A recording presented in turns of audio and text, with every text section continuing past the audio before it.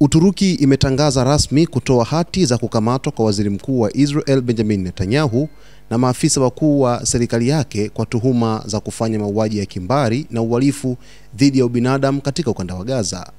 Taarifa hiyo ilitolewa Ijumaa na ofisi ya mwendesha mashtaka wa Istanbul ikisema kuwa jumla ya watu 37 wametajwa katika orodha ya washukiwa, akiwemo waziri wa ulinzi wa Israel Katz, waziri wa usalama wa kitaifa Itamar Ben-Gvir, pamoja na mnadhimu mkuu wa jeshi la Israel Lieutenant General Eyal Zamir.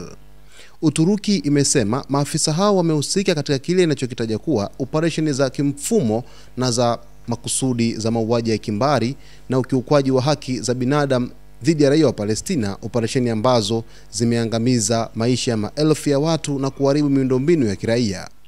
Israel ilijibu kwa ukali hatua hiyo, ambapo waziri wa mambo ya nje wa Israel Gideon Sa'ar alitaja hatua hiyo kama propaganda ya kisiasa inayofanywa na dikteta Erdogan, akisema Israel inakataa kwa dharau tuhuma hizo.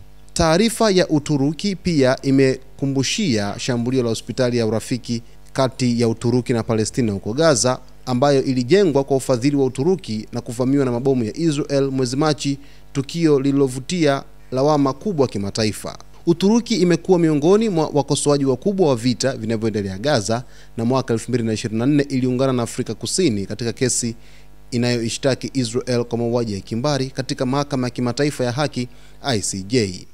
Kwa sasa usitishaji mapigano dhaifu unaendelea Gaza tangu Oktoba 10, ukiwa sehemu ya mpango wa amani wa kikanda unaoungwa mkono na Marekani. Kundi la Hamas limepongeza hatua ya Uturuki likisema kuwa ni hatua inayothibitisha msimamo wa haki, ubinadamu na undugu unaowaunganisha watu wa Uturuki na wa Palestina wanaoendelea kuteseka chini ya ukatili wa Israel.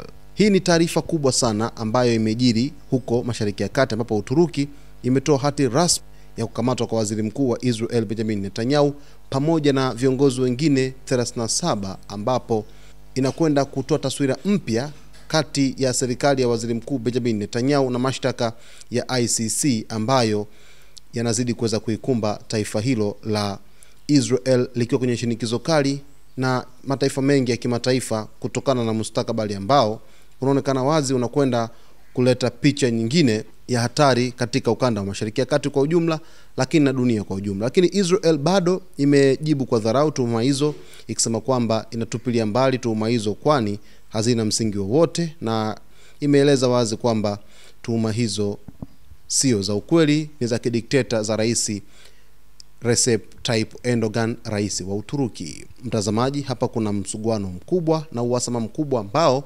umeanza sasa kutokana na hali hii ambayo inaonekana kwamba inakwenda kuleta mtifuano baina ya Uturuki pamoja na Israel. Utakwenda kujua mengi zaidi mtazamaji. Usisahau kusubscribe channel yetu, kulike, kucomment pamoja na kushare. Mimi ni Victor Moshi.